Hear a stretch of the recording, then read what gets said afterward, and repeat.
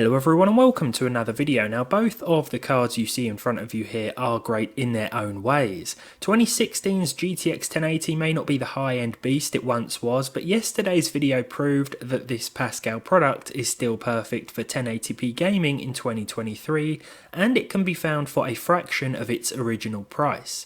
2022's RTX 3050 on the other hand is newer, more power efficient and supports hardware-based ray tracing. It'll get access to up-to-date drivers for longer as well, being from a newer lineup of course. What's interesting is that the 3050's launch price was over half the 1080's launch price, not that you could find many of them for MSRP of course. These days you can find used 1080's that are half the price of new 3050's. Not all that relevant really, just an observation I thought was worth noting. I've always referred to the 3050 as a mid-range card, but as far as Nvidia's current lineup goes, it is the weakest of the 30 series cards, so a modern entry-level part. The 1080 was one peg down from absolute top tier, sitting just under the 1080 Ti of course back in its heyday. With 6 years difference between them, their respective performance tiers probably have been rendered irrelevant, so how does old high-end keep up with modern entry level? Well, let's get into some games and find out. First up, it's Cyberpunk 2077. The gameplay may be slightly different, but the figures were taken from the exact same scenario replicated. This gameplay is just a bit more exciting is all, but it should still give you a good idea of how performance differs, which in this case is actually not by very much. I could have just maxed out each game, but the most sensible thing to do seemed to be to select settings that I'd actually use if I was gaming with either of these GPUs. And these two are both capable of handling the exact same configurations or presets most of the time. In Cyberpunk, that preset is medium, which doesn't default everything to medium exactly, but it does give us a nice balance between performance and visuals. I've also reran any benchmarks from yesterday, so these figures were taken one after the other with each card. Here the RTX 3050 pulled ahead ever so slightly in terms of the average and percentile figures. In Call of Duty Modern Warfare 2 the 1080 came out on top, at least on average, by the tiniest margin. I'd probably call this within sort of margin of error territory to be fair, and the 3050 pulled ahead with those percentile lows anyway. There weren't any stutters to report with either card here, but this won't be the case all the time. Some maps are going to be more system intensive than others, but I think what you're going to see overall are pretty evenly matched results between the old powerhouse and the modern card. The good thing is that the older 1080 isn't using massive amounts of power either. Some comparisons I've done in the past will highlight better performance with one piece of hardware, but said hardware will be heating my room and sucking the national grid dry. Not here though. The Witcher 3 next. This is the next gen version or the next gen update, and this may be the most interesting of today's results. At least it may be where the biggest difference occurred. This is also the oldest game tested today if you ignore the next gen update part, so perhaps the engine favours the older card as it dates back to around the same time as the game. All I know for sure is that the 1080 handles The Witcher 3 better, but it is more than playable on both cards, that's for sure.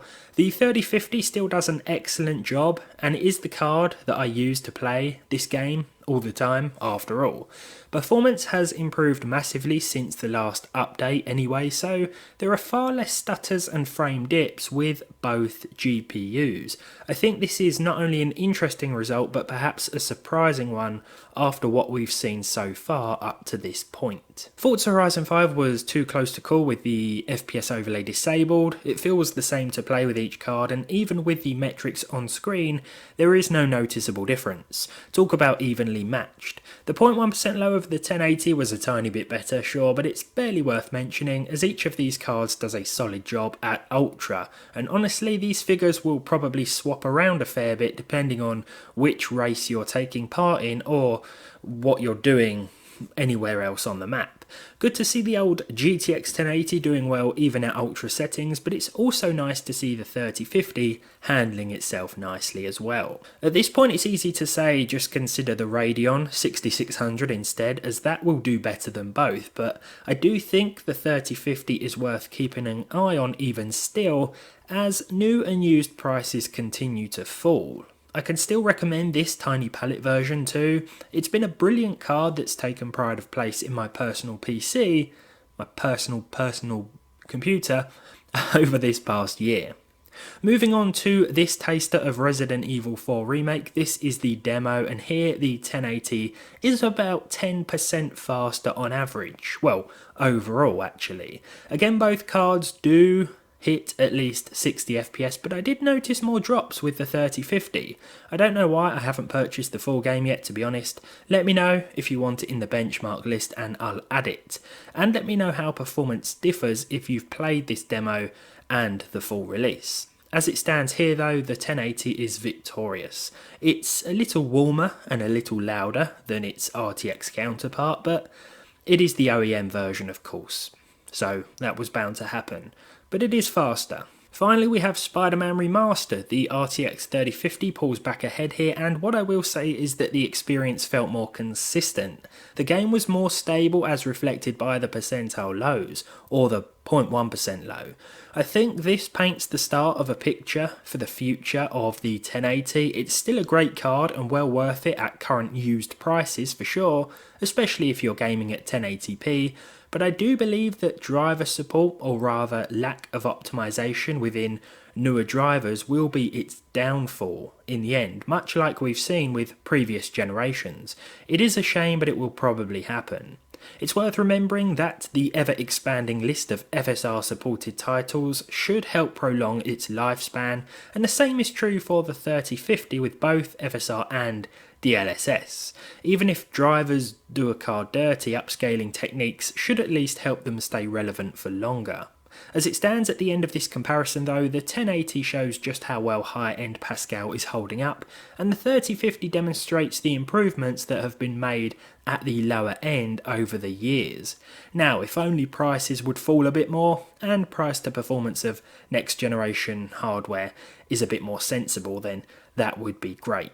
Thank you very much for watching though. Let me know what you think of this comparison down below. Which card would you buy? Leave your thoughts in the comments. If you enjoyed this one, leave a like, leave a dislike if you didn't. Subscribe to the channel if you haven't done so already, and hopefully I'll see all of you in the next video.